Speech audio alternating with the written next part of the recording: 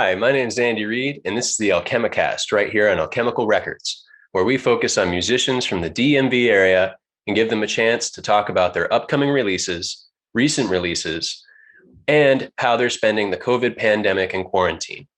With me on today's show, I have Sub Radio, a bunch of guys that grew up around Vienna, Virginia, Reston, Maryland, and DC, and have come on today's show to talk about their upcoming release, Out of My Mind.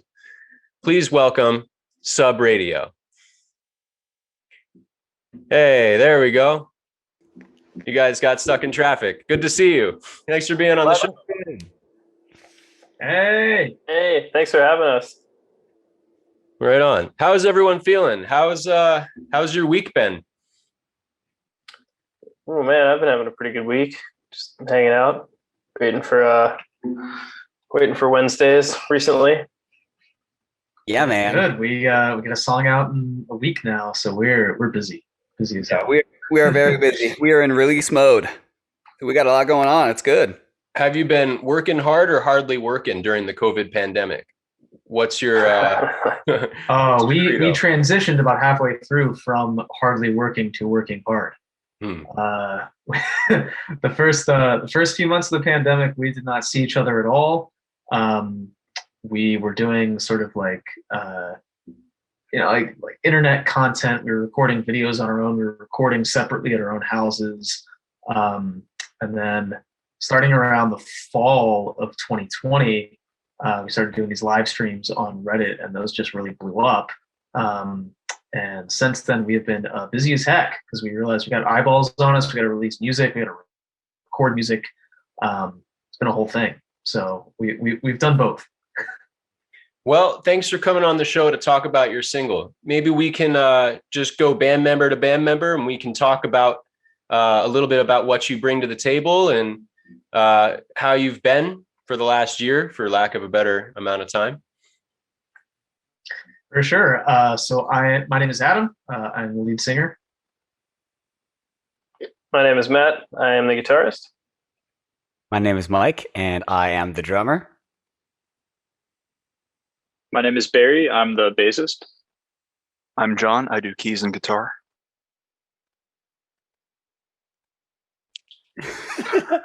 And I'm Kyle, and I do guitar and keys. I was muted. Right on. And I'm Andy Reid, the host. I play drums and guitar, bass, vocals, a little bit of keys, a little bit of synth, and I spent some time on children's cello. Wow, you're a whole band.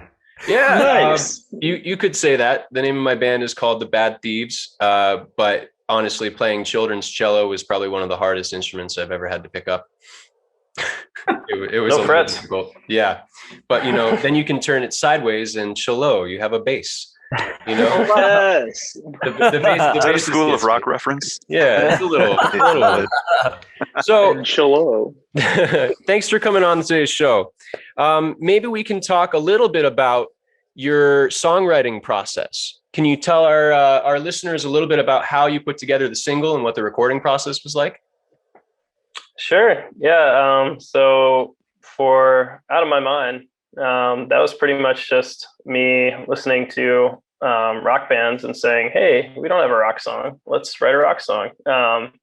And then putting together this little intro that had this synth hook that I think kind of drew everyone to it when I first played it for everybody.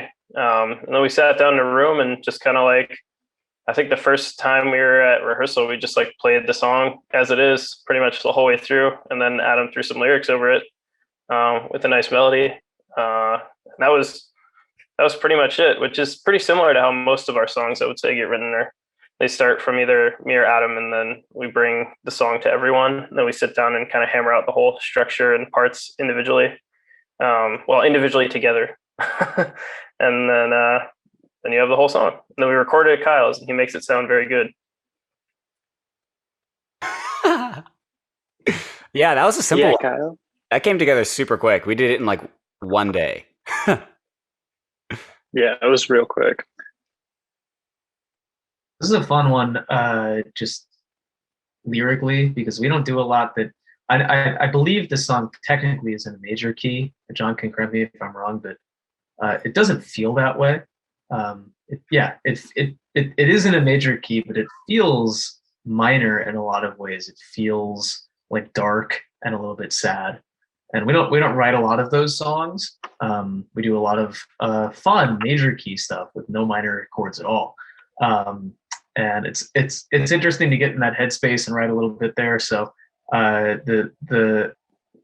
what I think the lyrics grew out of was finding that that really the title of the song, the hook of the song, the "Out of My Mind" part, going into the chorus, because I wanted to let that riff stand alone, and then figuring out, well, why am I out of my mind? And it turns out, no, you're the one that's out of my mind, and so that's where the lyrics went. So it was a fun one to write for sure. Yeah, I guess we could also. Oh, sorry. Go ahead, Barry. Sorry, I know you didn't mean to say it that way, but just the no, you. No, actually, you're the one that is out of my mind. I guess because King of My Heart is going to be coming out very shortly, we should also talk about maybe that one a little bit as well. Because Out of My Mind, I think when this airs, is the one that'll be out, but then like a little bit after King of My Heart's coming out. So yeah, I think that's really interesting. What can you tell us about that? What can you tell us about King of My Heart? So King of My Heart's kind of similar to Out of My Mind. It came from a demo that was on my computer that was called Me Lucky Dime. Because we have all of our demos have SpongeBob names until they have lyrics. So they're just references to SpongeBob, and then eventually they get lyrics. And so for us to keep them all straight, they have these goofy little names like Me Lucky Dime. Out of My Mind, I think, was called La Spatula for a while. Yes. So that one was very similar, but I think one of the coolest things about that song was the addition of horns, which I think was something that John and Kyle put together. If they want to talk about that a little bit and how John was able to arrange the horn parts on that one. Oh, I mean, it was a whole band effort, or at the very least, me and Kyle. But there's a small hook in the vocal line that goes ba da da da da, kind of like that. And I forget whose idea it was. Probably Matt. I'll just say Matt. It probably was you. I don't remember, but yeah, maybe. Yeah, he was like, "Ooh, that would work so well as a horn part." So we sat down one day and wrote it out. Kyle and I together did. How was that recording horns, Kyle? That was interesting. We were trying to be distant because these people were out of our bubble. So we spaced everybody out in a very large room and got wireless in-ear monitors for everybody. So we weren't like trying to figure out headphones and sanitizing and this and that. We're just like wireless, get very far apart. It was the first time we'd ever recorded horns for sub radio. So I had a lot of questions like, are you guys just going to be dumping spit valves on the floor, or like, how does this work? So it's the first sub radio horn part that it fucking rocks. It makes the whole song different, and it also, I mean, the lyrics kind of tie back to this, like all the lyrics are sort of all the verse lyrics and such are puns on the King theme. So there's like references to the Lion King and stuff like that. It's very goofy. But I think the horns kind of add to it. Like you imagine the brass section around like the throne. And so it was perfect for this song. I'm super excited about it. I got to call out Barry too on the very interesting bass fill that comes from which show, Barry? Yes. I decided it was high time to award The Office's theme song and put it into a sub radio song. So I wrote a little ditty and snuck it in there, and I don't know how it ended up actually making it into the final. Still don't know how you guys let me do that. Well, you guys certainly have a good sense of camaraderie, and I feel like I'm talking to a band of brothers that have been together for a long time. What are some of your favorite venues around the DMV, and maybe share with us an anecdote or two about an experience or gig that you had? You're definitely right. We've been together since we were high schoolers as a band, but I mean middle schoolers as sort of friends and people who hang out together. So it's been a long time. As far as DC venues, I mean, we've loved our experiences at DC9. We've played there a few times for sort of headlining shows and release shows and stuff like that. It's a fantastic room. I mean, we've been on the stage at 9:30, not sort of as a headlining show, but in sort of other ways. And man, what an amazing room! Yeah. And of course, I mean, I have to shout out. It's not in DC proper, but Jam and Java has always been really great to us. It's one of the sort of foundational venues for us who played there as high schoolers. You know, just shows for our friends and family. As kids, not playing good songs at all. But they're the kind of venue that gives people a shot, and I really appreciate that. So we got to shout them out. We'll actually be there in May of this year, out in their parking lot. They're doing a series of outdoor shows. So we'll be back there again. Love them. And that's part of A Song and a Slice, the musical series outside of Jam and Java. Exactly. Yeah. And we were there last year. We'll be there again. Hopefully it's the last year they have to do this, and then we'll be back to playing on the stage. But those have been phenomenal. So we're glad to be back there. Trying to think of good, like fun stories about DC venues. I'm sure there's a lot that I'm forgetting. Matt, go for it. I got one that was I'm totally gonna ruin the name of it. It's that big with all the shipping containers. What's the name of that place? Oh, that was Bullpen. It's the bullpen. Bullpen. Outside of Matt's Park. Yeah. So one of the first times I think that not necessarily this exact group of guys, but I think that we felt like rock stars, like as far as like a venue goes, was when we played this like little beer festival there. And we did this cover of Sugar We're Going Down. Awesome Fall Out Boy song. Definitely one of our favorite bands. And there were like 1,000 people in the crowd. And we were much younger. This was a long time ago. We didn't even have the same band name now. But yeah, I just remember, Mike, was that the first time you picked up the stand? I don't know. It might have been. It might have been that one. We were so amped. I feel like it must be. That was the first show I ever took my shirt off on stage. I remember that. You were feeling yourself. You were just feeling it. That's all. There's no excuse. That's okay. You don't need to. Don't need to excuse yourself to anyone. I respect. I think Mike, your shirt was off too. I think it was. Yeah. It was like, really hot. Maybe the sweatiest show we've ever played. I was gonna say probably one of the last shows where we have permitted shorts on stage. Yeah. Yeah, that was the only downer, was that a couple of us were wearing cargo shorts. The unspoken rule amongst musicians is that you generally wear pants unless you're the drummer, and then you can get away with wearing shorts. Yeah. Right? You have the concealed calves. You can do whatever you want. Yeah. This is. I mean, I've seen some musicians, do the whole shorts on stage, but usually it's like big festivals, and like they're already wearing a really weird outfit, so it works. Yeah. Or like your Vampire Weekend, and you just get away with wearing, the classic like mid thigh like khaki shorts and a nice button up, and you're like, all right, I'm set. Who are some of your favorite bands or influences? You guys mentioned covering Fall Out Boy. You sound something like the Killers, to me at least. Maybe our fans might beg to differ, but who are some of your influences?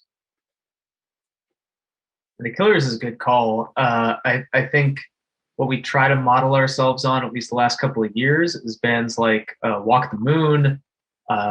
We have collaborated with and love a band called Small Pools, who had some hits pretty recently, right in our space. Mr. Wives is a great one. I think like we're always listening to the 1975. I think they're sort of driving our whole scene right now. In a lot of ways, and obviously they do like 17 genres, so we try to sound like one part of the 1975. But I don't know, is there other stuff I'm forgetting? I think we all listen to different kinds of music too, so we all bring our different influences to the band as well. Like I listen to a lot of softer folk music, and so I am bringing that to the band, and other guys listen to all kinds of music. So I don't know, am I forgetting stuff, guys? Yeah, I don't know. There's a bunch of smaller bands that are in the same kind of genre. I mean, much bigger than us, but smaller than like the 1975 and Walk the Moon, for instance. Bands like Nightly, bands like Joan, bands like Valley. Yeah. Yeah, Fickle Fickle Friends. Friends. Yeah, like a lot of those people, we get a lot of we hear what they're doing, and we borrow and we get inspired by people who are like pushing the boundaries in this genre that we're playing in. So yeah, we find a lot of value in that. What about for you, Kyle? Because you're mixing and producing oftentimes. Oh, I'm just stealing whatever I can find, man. Good. What is it? Good artists borrow, but great artists steal. So That's right. I'm trying to steal in order to be good, not even great. We're stealing a lot, by the way, from a band called Floor, FLOR, who their bass player Dylan produced a lot of our recent music, and they've been an influence for us as well. So I think that's definitely one of the references as well. And when you say They're- steal, just to be clear, you mean Oh, okay. Straight up steal. Not like full-on copyright infringement, not even necessarily in songwriting, but like, for instance, you just mentioned Floor, Adam, and I will constantly be pulling up their most recent single, LMHO, to just use it as a reference mix back and forth, because I am like obsessed with the way that he got the low end in the song to actually come through so loudly without masking anything. And so especially mixing and producing, I'm just like using certain things as benchmarks from other artists to try and achieve the similar result. One thing that I do a lot of the times when working on demos is I'll steal the feel, but not necessarily any part in particular. But I'll hear a song and I'm just like, oh, I love that song. I love the feel of that song. The tempo's cool. So then I'll like start off with like a really simplistic drum track, and then just try and write something along the same lines. But yeah, not necessarily pulling like directly from the song. Yeah. I mean, this is one of my favorite songwriting tips actually, is like you can basically steal stuff, as long as you then mold it to your own feel and your own sound. Like I will often just take songs and be like, man, I love that. There's this guitar part in the back. It's going like da da da da da da da da. So I'll just record that exact guitar part, that da da da da da, and then I'll add my own parts over it that I think will be better than the song that they did, or at least different. And that's how you write songs. So you take something that you like that somebody else did, and then you do your own thing. And I think I do that a lot. I think Matt does his fair share of that, sort of in a different way, but sort of like interpreting things like, oh, I like that 3/4 feel. I'm just going to do that, and then write my own song over it. We recently have a demo, a song that we're all really excited about. I don't know if it has a SpongeBob name. Oh, it's called Herder. And that one's got a 3/4 feel, and that one came from just me listening to like a crap load of Valley, this one band that I'm really influenced by right now, just over and over, and being like, wow, that feel is so cool, and like we don't really have anything in there. And it also has this cool little fake out part at the beginning where you think it's in 4 and then it like throws you. To non-musicians, could you try to describe what 3/4 is as a feeling? What is 3/4 John, as a feeling? Oh, Michael's the drummer. I think he should. Okay. So 3/4 is technically a waltz. So if you think 1, 2, 3, 1, 2, 3, 1, 2, 3, 1, 2, 3, instead of 1, 2, 3, 4, 1, 2, 3, 4, which is how most music is. Most like pop music is in 4.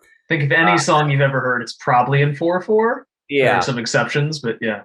Yeah, so it's like the 4/4, and then the 3/4 is the dun. And then all the waltzes you can think of are in 3/4. We're waltzing. We're waltzing with Mike. Yeah. All those famous waltzes on the pop radio station. Yeah, but yeah, ours is in 3/8, so the triplet is in 3, but it's still like you still count it like 4. So 1, 2, 3, 4. 1, 2, 3, 1, 2, 3, 1, 2, 3, 1, 2, 3, 1, 2, 3, 4, 1, 2, 3, 1, 2, 3, 1, 2, 3, 1, 2, 3. Yeah, so they happen in the same because it's 3/8. Sign up for our Patreon and maybe Mike will give you drum lessons. Yeah. There you go. Right on. Well, so 3/4, just like 6/8, I'm sure you guys have a whole bunch of tools in your toolbox, and when you bring them together, clearly it produces something sonically rich and challenging to the music industry at large. Something I want to ask you is, what have you been doing during COVID? You guys have been producing music, writing. I like that you have the wireless amps as opposed to doing file transfers. That seems like a very clever way of handling social distancing. Now, for our non-musicians out there, most of our listening audience is actually musicians, which is not surprising. But for our non-musicians out there, what can they do to support you and other musicians like you in this strange time? Follow artists you like on Spotify. Yes. It is a huge deal. If they have a Patreon too, like we do, subscribe. Oh man, I can't even tell you how much it means when we get, 10, 20 more people in our Patreon, because that money goes, directly to us. It doesn't hit anybody else, before it hits our bank account, which helps us continue to do the thing that we love to do. Because if this isn't self-sustaining, it becomes really tough to continue to do, which we're fortunate enough that the past couple of years it has been. Yeah, that's right. I think it's worth thinking about. I mean, a lot of people have been hit hard by the pandemic financially, and so different circumstances for everyone. But I mean, like before COVID times, like I had a little budget for myself for going to concerts, and I didn't have a lot of time to do that because we play our own shows all the time. But that has certainly not been getting spent for the last year.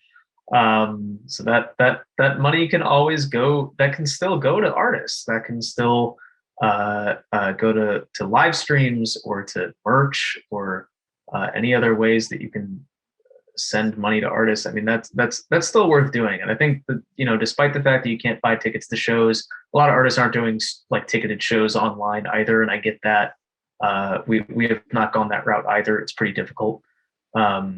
But if you can find ways to get cash directly to artists, rather than, sort of trying to stream their songs enough that they get your 7 cents, I think it's worth it. And I think it's probably, for a lot of people, it's money they would have spent had the year been normal. So, yeah.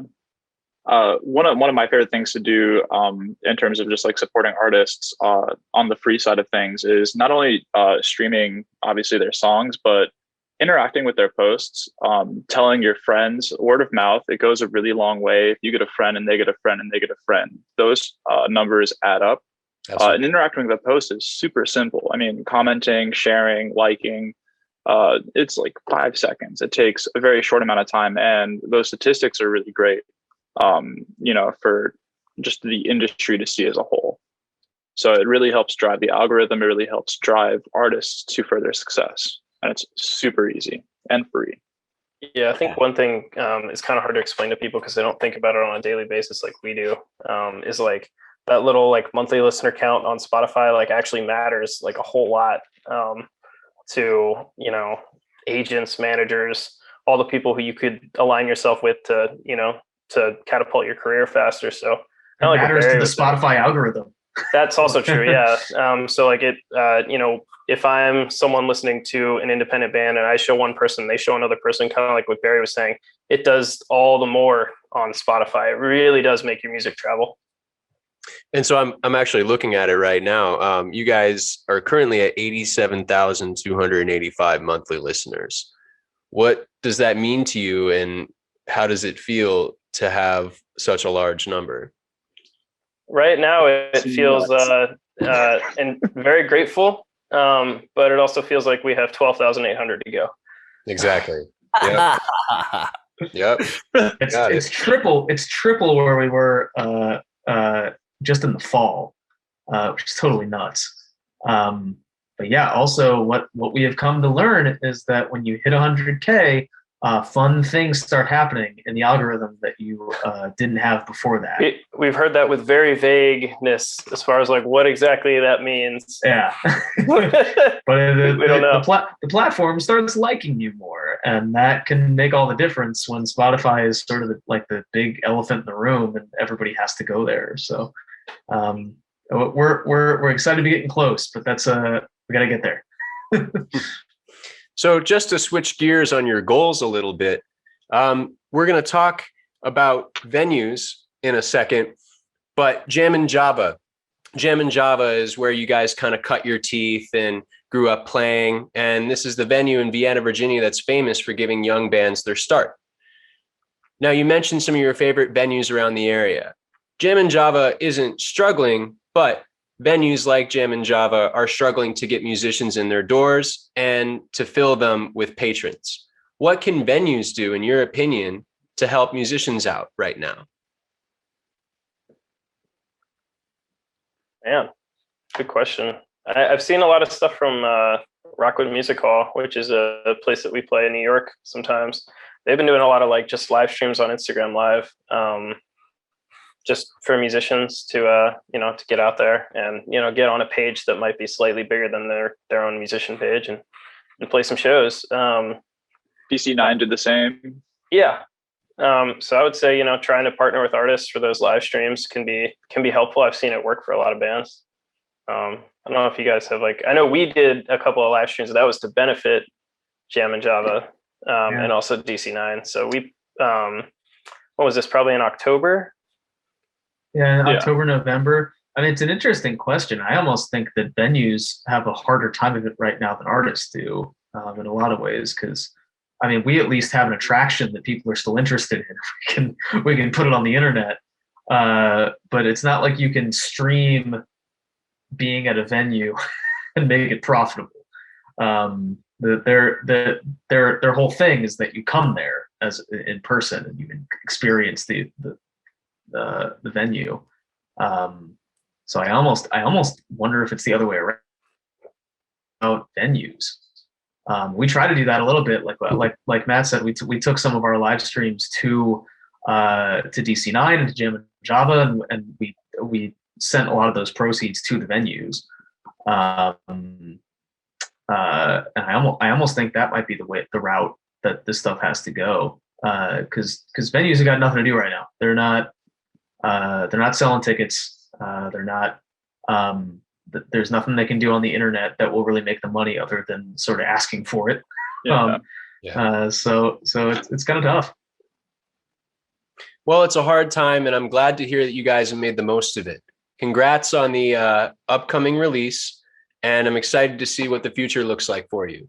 Now, as we start to wrap up, is there anything you want our listeners to know? Anything that you really feel like you just need to get across? I think it's time for Mike to do the social train. Yeah, dude. Yeah. Whenever we close something, we always have to do the plug. The plug is all of our ats are at Sub Radio Band, SUB Radio Band. All one word. And if the question is, are we on that social media platform? The answer is probably yes. We are everywhere. We're the most online band that I can think of. And God, our group chat right now is sending me. But I'm going to minimize that on this computer. So go follow us on something and interact with us on something. So I also wanted to touch on something that Barry said earlier, which is helping bands out or artists out for free. Something that you can do, something that I encourage you, listener, to do is if there is an artist that you like, if there's an artist that you appreciate, you've been listening to their music, you enjoy their content, what have you, you enjoy them in some way, send them a message, send them a DM and just say, hey, I really love what you do. Thank you for doing what you do. That goes a long way. We've experienced that more recently doing this online Reddit show thing. We have people sending us messages like, hey, thanks for putting on a virtual show. That's it really made my day. That really goes a long way.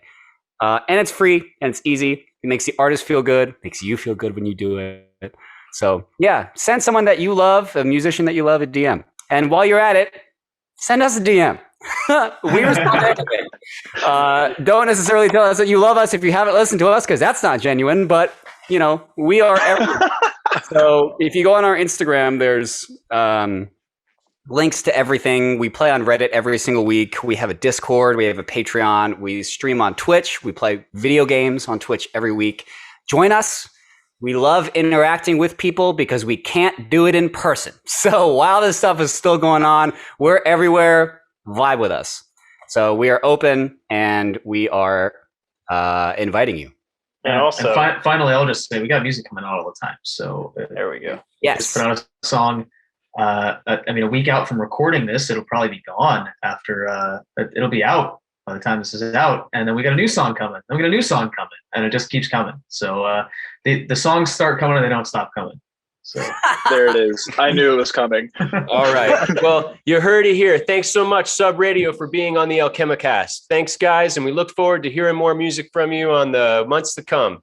Have a good one, and thanks for watching.